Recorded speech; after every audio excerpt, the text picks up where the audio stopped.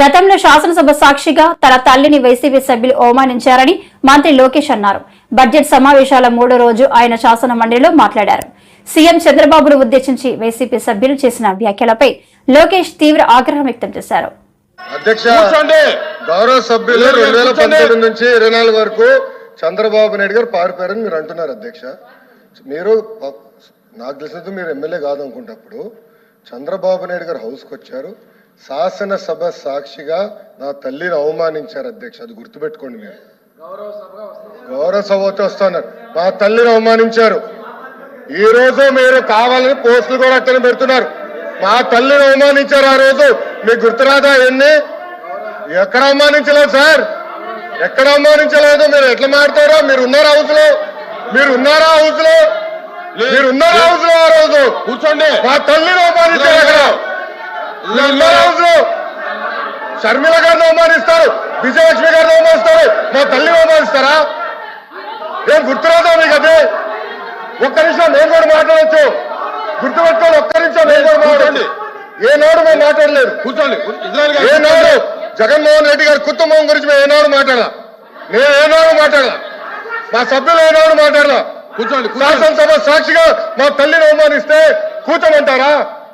కూర్చోమంటారా? 22 వరకు చంద్రబాబు నాయుడు గారు ప్రతిరోజు హౌస్కి వచ్చారు. ప్రతిరోజు హౌస్ నిలబడ్డాడు.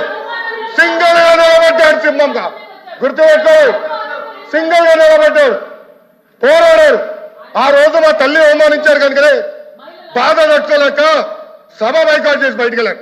కానీ ఎమ్మెల్యేలు ఉన్నారు ఇక్కడ. నిమ్మల రామారెడ్డి గారు వెళ్ళారు, స్వామి గారు ఉన్నారు, ఇతర గొట్టుపాటి రవి గారు వెళ్ళారు. అది మాకున్న చిత్తశుద్ధి అండి. ఈ రోజు మీ ఎమ్మెల్యేలు ఎందుకు రావట్లేదు అని అడుగుతున్నా. 10 మంది జగన్మోహన్ రెడ్డి గారు కాకుండా 10 మంది ఉన్నారు, రాలేదు. మా తల్లిని అవమానిస్తే కూర్చోమంటారు? ఇంకా మాట్లాడతాం. మేము మనుషులు కాదా? సొంత తల్లి అవమానించారు సార్ ఆ రోజు.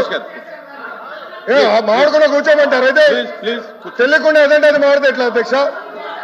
ఎందుకు ఆ రోజు బైకాట్ చేస్తారో మాకు తెలుసు. నేను అక్కడే కూర్చోండి. కూర్చోండి.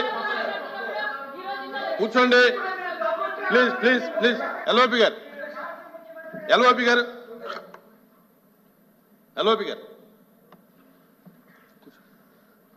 సార్, ఇప్పుడు సభ్యులు వచ్చి మాట్లాడారు. ఇప్పుడు సందర్భాన్ని తీసుకొచ్చారు. ఎవరు తల్లిని, ఎవరు చెల్లిని, ఎవరు కుటుంబ సభ్యుల్ని ఎవరు అవమానించారు సార్? ఎవరు కూడా ఉపేక్షించేది లేదు, సహించేది లేదు. దాన్ని ఎవరు సమర్థించేది కూడా లేదు. దాన్ని ఎప్పుడు కూడా సమర్థించాం. విశాఖ దక్షిణ నియోజకవర్గంలో కీలక ప్రాంతాలైన జగదాంబ జంక్షన్, మహారాణిపేట, రంగిరేజు వీధి తదితర ప్రాంతాలను 22A నుంచి మినహాయించి ప్రజలకు న్యాయం చేయాలని ఎమ్మెల్యే వంశీకృష్ణ ప్రభుత్వానికి విజ్ఞప్తి చేశారు. గురువారం ఆయన అసెంబ్లీలో మాట్లాడుతూ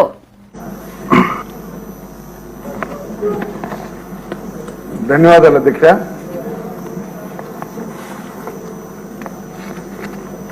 పేదలను దృష్టిలో పెట్టుకొని ఆనాడు ఎన్టీ రామారావు గారు 70 రూపాయలతో స్టార్ట్ అయినటువంటి ఈ పెన్షన్ పథకం ఇవాళ 4000కి చేరింది అధ్యక్ష. వృద్ధులు ఎవరైతే ఉన్నారో వాళ్ళ మెడిసిన్స్ కొరకు లేకపోతే కష్టకాలం ఉన్నప్పుడే ఉపయోగపడతాయి ఒక మంచి ఉద్దేశంతో ఈ పథకం ఒక అద్భుతమైన పథకం అధ్యక్ష. ఆ రోజు 70 రూపాయలతో స్టార్ట్ అయిన పథకం తర్వాత రాజశేఖర రెడ్డి గారు 200 చేస్తే మళ్ళీ చంద్రబాబు నాయుడు గారు 1000 రూపాయలు చేరింది అధ్యక్ష. తర్వాత మళ్ళీ చంద్రబాబు నాయుడు గారే దాన్ని 2000 చేరింది అధ్యక్ష. గత ప్రభుత్వం 250 అంటూ దాని ద్వారా 3000 తీసుకెళ్తే ఒకేసారి ఇవాళ చంద్రబాబు నాయుడు గారు మళ్ళీ ముఖ్యమంత్రి అయిన వెంటనే వేరేసి అంతా కలిపి 7,000 రూపాయలు ఇవ్వడం అనేది చాలా అదృష్టంగా ఇవాళ ప్రజలందరూ కూడా భావిస్తున్నారు అధ్యక్ష. ఇచ్చిన మాట ప్రకారం దాన్ని 4,000 ఒకేసారి చేస్తూ అలాగే వేరేసి కూడా కలిపి 7,000 ఇచ్చినందుకు ప్రత్యేకమైన ధన్యవాదాలు అధ్యక్ష. అలాగే అధ్యక్ష, ఇవాళ మీరు చూస్తూ ఉన్నారు ఆ ప్రభుత్వంలో చాలా మంది కూడా మీరు గ్రహిస్తే కొంతమందిని ఉద్దేశపూర్వకంగా తీయడంతో పాటు చాలా మంది ఉద్దేశపూర్వకంగా తీశారు అధ్యక్ష పెన్షన్ నుంచి. ఈరోజు వాళ్ళందరూ కూడా చాలా తీవ్ర ఇబ్బందులు పడుతున్నారు అధ్యక్ష. ముఖ్యంగా 1000 ఎస్ఎఫ్టీ ఉంటే చిన్న సిటీస్ లో అయితే 1000 ఎస్ఎఫ్టీ దాటితే ఆ పెన్షన్లోకి రావట్లేదు అధ్యక్ష. ఇద్దరు పిల్లలుంటే కింద ఒక ఫ్లోర్ పైన ఫ్లోర్ ఉన్నా కూడా అది 1000 రూపీస్ దాటిపోయి అధ్యక్ష. అలాగే అవుట్ సోర్సింగ్ చిన్న ఎంప్లాయ్మెంట్ ఉన్నా కూడా 10,000 అంటే 12,500 శాలరీ ఉన్నా కూడా అలాగే వెళ్ళిపోతుంది అధ్యక్ష. ఇంకా చెప్పాలంటే అధ్యక్ష, సింపుల్ గా చెప్పాలంటే పెన్షన్ తీయడానికి రేగులు కూడా చెప్పకుండా తీసేసి చాలా ఉన్నాయి అధ్యక్ష. అసలు రేగులు కూడా చెప్పడం చాలా ఉన్నాయి అధ్యక్ష. ఇప్పుడు మంత్రి గారిని అడుగుతా ఉన్నా అధ్యక్ష, ఆ విధంగా అన్యాయం జరిగినటువంటి వాళ్ళకి కొత్తగా పెన్షన్స్ మళ్ళీ మనం ఇస్తున్నామా, లేదు కొత్త పెన్షన్స్ కూడా మళ్ళీ మనం ఎప్పుడు ఇవ్వబోతా ఉన్నాం? చాలా మంది పెన్షన్లు అడుగుతారు అధ్యక్ష. కొత్త పెన్షన్స్ మనం ఎప్పుడు ఇవ్వబోతున్నాం? అన్యాయం జరిగిన వాళ్ళకి మనం ఏమన్నా న్యాయం చేసే విధంగా చర్యలు తీసుకుంటున్నామని మీ ద్వారా తెలియజేస్తున్నాం అధ్యక్ష. మాజీ సీఎం జగన్ ఇంకా రోడ్లపై తిరుగుతున్నారంటే అందుకు కారణం రాజ్యాంగాన్ని రచించిన అంబేద్కరేనని హోంమంత్రి వంగలపూడి అనిత సంచలన వ్యాఖ్యలు చేశారు. ఇవాళ ఆమె మీడియాతో మాట్లాడుతూ వైసీపీ నేతల అరెస్టులపై హోంమంత్రి అనిత జగన్ కు కౌంటర్ ఇచ్చారు.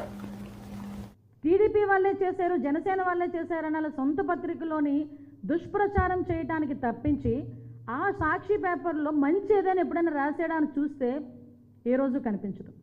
ఓకే, వదిలేయండి. కానీ మీ ద్వారానైనా ప్రజలకి నిజం తెలియాలి అని ఒకే ఒక ఉద్దేశంతో ఈరోజు నేను మీ అందరి ముందుకు రావడం జరిగింది. ఒకటేంటంటే, ఇలాంటి వాళ్ళని మనం ఎంకరేజ్ చేయడం అవసరమా?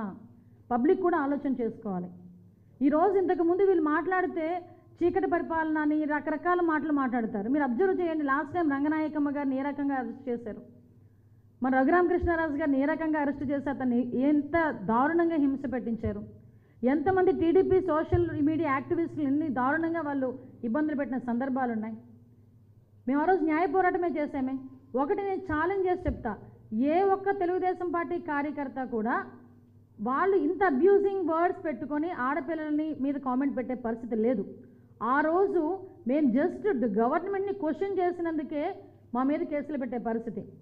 ఎందుకండి, నేను అప్పుడు అపోజిషన్ లీడర్లో అపోజిషన్గా ఉండి ఒక తెలుగు మహిళా అధ్యక్షురాలుగా ఉండి నా నియోజకవర్గంలో కలెక్టర్కి తీసుకెళ్ళి రిప్రజెంటేషన్ ఇస్తానంటే ఆ రోజు నన్ను హౌస్ అరెస్ట్ చేసిన పరిస్థితి. ఇలాంటివి చెప్పుకోవాలంటే బోల్డ్ ఉన్నాయి. మేము అలాంటివి ఏమీ చేయట్లే. నువ్వు బయటకు వెళ్తానంటే Z+ సెక్యూరిటీ ఇస్తున్నావు, నువ్వు బయటకు వెళ్తానంటే పర్మిషన్స్ ఇస్తున్నావు, ఇలాంటి ఎదవలందరినీ కలుసుకోవడానికి జైలుకి వెళ్తానంటే అక్కడికి కూడా పర్మిషన్లు ఇస్తున్నావు. ఇంకేంటి చీకటి రాజ్యాంగం? కాబట్టి ఒకటి నేను ప్రజలకు విన్నవించుకునేది ఏంటంటే, ఈ ద్వారా ప్రజలు కూడా విన్నవించుకుంటున్నాం, మేము ఈరోజు చేస్తున్న అరెస్టులు కానీ ఈరోజు మేము పెడుతున్న కేసులు కానీ ఆడపిల్లల మీద నోటికొచ్చినట్టు, ఈరోజు మా ఇంట్లో ఆడపిల్లలు, పవన్ కళ్యాణ్ గారి ఇంట్లో ఆడపిల్లలు, లేకపోతే చంద్రబాబు నాయుడు గారి గురించా, మన లోకేష్ బాబు గారి గురించా కాదు, రేపొద్దున మా దగ్గర నుంచి మీ ఇంట్లో ఆడపిల్లల వరకు కూడా వస్తారు. మన ఇంట్లో ఆడపిల్లలు, మీ ఇంట్లో ఆడపిల్లల గురించి కూడా మాట్లాడే పరిస్థితులు వస్తాయి.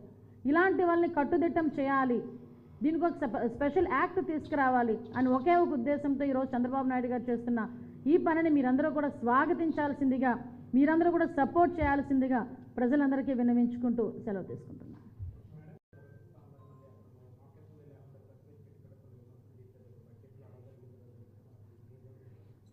అంటే మీ వరకు వచ్చిందో లేదో తెలియదు, మాకు అసెంబ్లీకి కూడా కోరం లేదంట. ఆ 11 మంది కూడా సహకరించట్లేదట ఆయనకి, కాబట్టి ప్రెస్ మీట్ పెట్టారట. మాకు తెలిసిన ఇన్ఫర్మేషన్ స్వామి, అంతే. నేనేమంటానంటే, ఈరోజు బడ్జెట్ మీద దగ్గర 20 మందికి అవకాశాలు ఇచ్చారు స్పీకర్ గారు. గాజువాక పెరుగుతున్న నిత్యావసర వస్తువుల ధరలను అదుపు చేయాలి అంటూ గాజువాక మండల తహసీల్దార్ కార్యాలయం వద్ద సిపిఎం పార్టీ గాజువాక కమిటీ ఆధ్వర్యంలో ధర్నా నిర్వహించారు. ఈ సందర్భంగా జోన్ కార్యదర్శి రాంబాబు మాట్లాడుతూ, రాష్ట్రంలో నిత్యావసర వస్తువుల ధరలు, విద్యుత్ ట్రూపాప్ ఛార్జీలు భారీగా పెరిగాయి. గత వైసీపీ ప్రభుత్వం ఈ ధరలు పెంచి ప్రజా ఆగ్రహానికి గురై అధికారం కోల్పోయింది. మాకు అధికారం ఇస్తే ధరలు అదుపు చేస్తామని టీడీపీ, జనసేన, బీజేపీ కూటమి హామీ ఇచ్చింది. ఈ ప్రభుత్వ పాలనలోనూ ధరలు పెరుగుతున్నాయి. ప్రజలు తీవ్ర కష్టాల్లో పడ్డారు. వీటికి తోడు స్టీల్ ప్లాంట్ అమ్మకం ఆగలేదు. మహిళలు, పిల్లలపై అత్యాచారాలు, హత్యలు పెరిగాయి. ప్రభుత్వ శాఖల్లో ఖాళీ పోస్టులు భర్తీ కాలేదు. ఇతర సమస్యల పరిష్కారానికి నోచుకోవడం లేదు. గత వైసీపీ ప్రభుత్వ పాలనకు నేటి కూటమి ప్రభుత్వ పాలనకు తేడా ఉండాలని ప్రజలు భావిస్తున్నారు. కానీ ఈ కూటమి పాలన కూడా గత పాలనా విధానాలనే అవలంబించడం, ధరలు భారాలు పెరగడంతో ప్రజలు ఆందోళన చెందుతున్నారు. ఈ సందర్భంగా అన్నారు. ఈ కార్యక్రమంలో ఏ లోకేష్, డి రమణ, జి అప్పారావు, సత్యవతి, సంతోష్, లక్ష్మి తదితరులు పాల్గొన్నారు. నిత్యావసర వస్తువులు చాలా విపరీతంగా పెరిగిపోయాయి. ఈరోజు మార్కెట్లో టమాటా 50 రూపాయలు, 50 రూపాయలే కాదు, 2 రోజులు పోతే 100 రూపాయలు, అలాగే ఒక రోజు 50 రూపాయలు ఉంటే రెండో రోజు 70 రూపాయలు, అలాగా మొత్తం మార్కెట్లో రేట్లు చాలా విపరీతం పెరిగిపోయాయి. నూనె ధర 115 రూపాయలు ఉన్నది, ఒక 2-3 రోజుల్లోని 150కి అయిపోయింది. అంటే ఈ ప్రభుత్వాలు ధరల్ని అరికట్టకుండా, కట్టుబాటు చేయకుండా ప్రభుత్వ అధికారులు, ప్రజాప్రతినిధులు దీన్ని ఒక రకంగా కోట్ల రూపాయలు సంపాదిస్తున్నారు. 2 రోజుల్లోని 40 రూపాయలు పెరిగిందంటే ఎవరైతే గొడౌన్స్ లో స్టాక్ ఉంటుందో వాళ్ళు కోటేశ్వర్లు అయిపోతున్నారు. కానీ మరి విజిలెన్స్ అధికారులు ఏం చేస్తున్నారు, అలాగే సివిల్ సప్లై అధికారులు ఏం చేస్తున్నారు, మన ఇక్కడ ఎంఆర్ఓ ఆఫీసులో ఉన్న ఎంఆర్ఓ గారు తహసీల్దార్ ఏం చేస్తున్నారు, వీటి మీద అన్ని చర్య తీసుకోకుండా విపరీతంగా దానికి అజమాయిషి ఎవరు అంటే ఈ రోజు కందిపప్పు 200 రూపాయలు, మినపప్పు 200 రూపాయలు, అలాగే ప్రతి వస్తు ధర విపరీతంగా పెరిగిపోయింది. ఒక 500 రూపాయలు పట్టుకెళ్తే కొన్ని కనీసం ఒక 5-6 రకాలు కూడా కాయగూరలు రావట్లేదు. పేద ప్రజలు చాలా ఇబ్బంది పడుతున్నారు, చాలా బాధపడుతున్నారు. నేను అధికారం రాకముందు చంద్రబాబు నాయుడు ఈ జగన్మోహన్ రెడ్డి దుర్మార్గంగా వ్యవహరిస్తున్నాడు, ధరలు విపరీతం పెంచేస్తున్నాడు, నేను అధికారం వస్తే మొత్తం నిత్యావసర వస్తువులన్నీ కూడా కట్టుదిట్టం చేస్తాను, ధరలు తగ్గిస్తానని ఆ రోజు హామీ ఇవ్వడం జరిగింది. ఇప్పటికీ 100 రోజులు పైదాడి ప్రభుత్వం అధికారంలోకి వచ్చారు. అధికారం వచ్చింది ఎక్కడ కట్టుబడి ఉన్నాయి? ఇంకా విపరీతంగా జగన్మోహన్ రెడ్డి అధికారంలో ఉన్నప్పుడు 115 రూపాయలు ఉండేది నూనె ధర, ఈరోజు 150 రూపాయలు. కందిపప్పు 160 రూపాయలు ఉండేది, 200 రూపాయలు అయిపోయింది. మినపప్పు 150 రూపాయలు ఉండేది, ఇప్పుడు 180 రూపాయలు అయిపోయింది. మరి ధరలు అదుపు చేయకుండా ఈ రోజు బ్లాక్ మార్కెట్ ఈ రోజు విస్తృతంగా చాలా దుర్మార్గంగా వ్యవహరిస్తుంది. అదేవిధంగా ఫాస్ట్ వ్యాపారం చేసి పెట్రోల్ ఛార్జీలు చాలా విపరీతంగా పెరిగిపోయాయి. 110 రూపాయలే, ఎవరి ముందు 110 రూపాయలే, ఇప్పుడు 110. కానీ అంతర్జాతీయంగా బేలర్ ధర తగ్గే 120 రూపాయలు ఉండవలసిన బేలర్ ఈ రోజు 60 రూపాయలే ఉంది. మరి అది తగ్గింది, అంతర్జాతీయ డీజిల్ ధర తగ్గాలి కదా. ఇప్పుడు ఇక్కడ మన భారతదేశంలో కానీ మన రాష్ట్రంలో కానీ ఏ పరిస్థితులని 110 రూపాయల ధర ఇప్పుడు కూడా అంటే ఎన్ని కోట్ల ఆదాయాలు వస్తున్నాయి. అదే విధంగా మొత్తం కరెంట్ ఛార్జీలు కూడా ప్రతి సంవత్సరం 8,600 కోట్ల రూపాయలు ఈ రోజు ఆరోవేస్తున్నారు. అంటే ఆ కరెంట్ ఛార్జీలు నేను అధికారం వస్తే ఒక్క రూపాయి కూడా కరెంట్ ఛార్జీ పెంచనున్నాడు. ఏదైతే జగన్మోహన్ రెడ్డి ఛార్జీలని, ఛార్జీలని, అలాగే అనేక రకాల ఒక 2 సంవత్సరాల క్రితం 3 సంవత్సరాల క్రితం వైర్లు వేశారంట, ఇలాంటి వైర్లు పాడైపోయిన వైర్లు, వాటికి ఛార్జీలు కూడా ఇప్పుడు కరెంట్ బిల్లు వేస్తున్నారు. మొత్తం ఈ సమస్యల మీద పరిష్కరించాలి. అలాగే ఇక అధికారులు స్థానికంగా జోనల్ కమిషనర్ కానీ, ఎంఆర్ఓ గారు కానీ, ఆర్డీ గారు కానీ ఇమ్మీడియట్లీగా వాళ్ళు చెకింగ్ చేసి ఎవరైతే బ్లాక్ మార్కెట్ లో వాళ్ళు నిల్వ చేసిన ఉన్న వాళ్ళని చర్య చేసుకుని చట్టపరంగా చర్య చేసుకుంటే కొంత మన చేతిలో ఉన్న కొంత బ్లాక్ మార్కెట్ అరికట్టగలుగుతాం. కాబట్టి భవిష్యత్తులో కూడా అధిక ధరల మీద అలాగే స్టీల్ పైన ప్లేట్ కానీ వ్యతిరేకంగా ఆందోళన చేస్తామని సందర్భంగా హెచ్చరిస్తున్నాం. సిపిఎం పార్టీ రాష్ట్ర కమిటీ ఆధ్వర్యంలో అన్ని జిల్లాల్లో కూడా ఈ రోజు ఎంఆర్ఓ ఆఫీసుల దగ్గర ధర్నాలు అనేది చేస్తున్నారు. ఇప్పుడు విపరీతంగా అధిక ధరలు పెరిగినాయి. మీకు అందరికి కూడా తెలుసు. గతంలో నిన్న 20 మంది ఎమ్మెల్యేలు అసెంబ్లీలో మాట్లాడారు. పులివెందుల ఎమ్మెల్యే కూడా వచ్చి మాట్లాడొచ్చు. ఇంట్లో కూర్చొని ప్రెస్ మీట్లు, ఇంట్లో కూర్చొని వీడియోలు ఎందుకు జగన్ అని హోంమంత్రి అనిత ఫైర్. ఆడపిల్లల మీద నోటికొచ్చినట్టు ఈరోజు మా ఇంట్లో ఆడపిల్లలు, పవన్ కళ్యాణ్ గారి ఇంట్లో ఆడపిల్లలు, లేకపోతే చంద్రబాబు నాయుడు గారి గురించా, మన లోకేష్ బాబు గారి గురించా కాదు, రేపొద్దున మా దగ్గర నుంచి మీ ఇంట్లో ఆడపిల్లల వరకు కూడా వస్తారు. మన ఇంట్లో ఆడపిల్లలు, మీ ఇంట్లో ఆడపిల్లల గురించి కూడా మాట్లాడే పరిస్థితులు వస్తాయి. ఇలాంటి వాళ్ళని కట్టుదిట్టం చేయాలి, దీనికి ఒక స్పెషల్ యాక్ట్ తీసుకురావాలి అని ఒకే ఒక ఉద్దేశంతో ఈరోజు చంద్రబాబు నాయుడు గారు చేస్తున్న ఈ పనిని మీరందరూ కూడా స్వాగతించాల్సిందిగా, మీరందరూ కూడా సపోర్ట్ చేయాల్సిందిగా ప్రజలందరికీ విన్నవించుకుంటూ సెలవు తీసుకుంటున్నాను.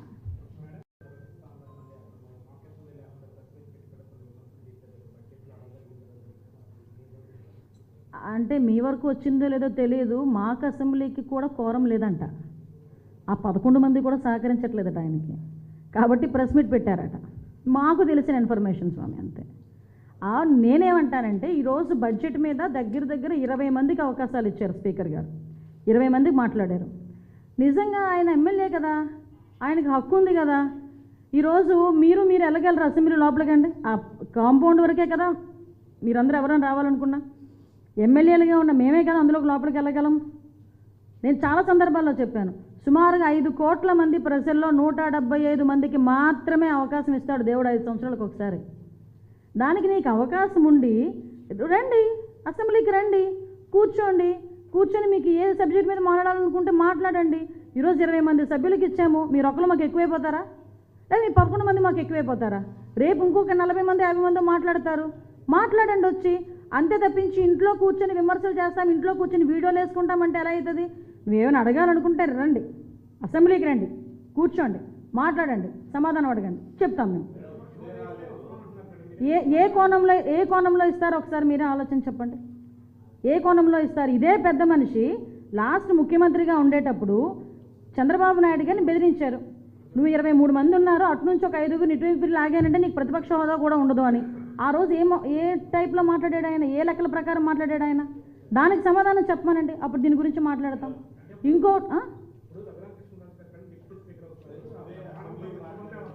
విషయం ఏంటంటే మీరు మానవతా దృక్పథం అంటున్నారు, మాకు మానవతా దృక్పథం కాదు, యాజ్ పర్ రూల్ 2 బాబు అని అంటున్నాం. ఈ మధ్యన మీకు అర్థమవుతుందో లేదో తెలియదు, నేను ఈరోజే చూసా, రఘురామకృష్ణరాజు గారు కనుక డిప్యూటీ స్పీకర్ ఇచ్చి, ఆల్రెడీ స్పీకర్గా అయ్యన్ పాత్ర గారు ఉన్నారు, మళ్ళీ ఇప్పుడు రఘురామకృష్ణరాజు గారు కనుక డిప్యూటీ స్పీకర్ అయిన తర్వాత నిజంగా ప్రతిపక్ష హోదా ఇచ్చినా ఆయనైతే అసెంబ్లీకి రాడు అని పందేలు కడుతున్నారు. ఎన్ని రూపాయలకో తెలుసా? 11 రూపాయలకి. అంతేనండి, అర్థం చేసుకోండి.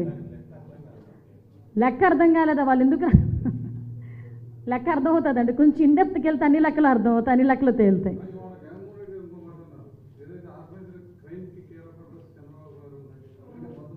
దీన్నే అంటారనమాట, దొంగోడు పరిగెడుతూ దొంగ దొంగ దొంగ దొంగ అంటుంటాడట. ఆయనే పెద్ద దొంగ, అందరిని చూసిన అందరినీ దొంగ దొంగ అని అడుగుతుంటాడు అనమాట. ఆర్గనైజ్డ్ క్రైమ్లో ఎలా చేయాలి అన్నది సిద్ధహస్తుడు జగన్మోహన్ రెడ్డి. దానికి సోషల్ మీడియా క్రైమ్ని ఎలా చేశాడన్నది ఇప్పుడు నేను చూపించా. వివేకానంద రెడ్డి గారి హత్య దగ్గర నుంచి మొదలు పెట్టుకుంటే ఆర్గనైజ్డ్ క్రైమ్ అనేది ఎలా ఉంటుందో మేము చెప్పక్కర్లే, ప్రజలు చెప్తారు. చెప్పారు కాబట్టే 11 సీట్లకి ఈరోజు పరిమితం జరిగింది.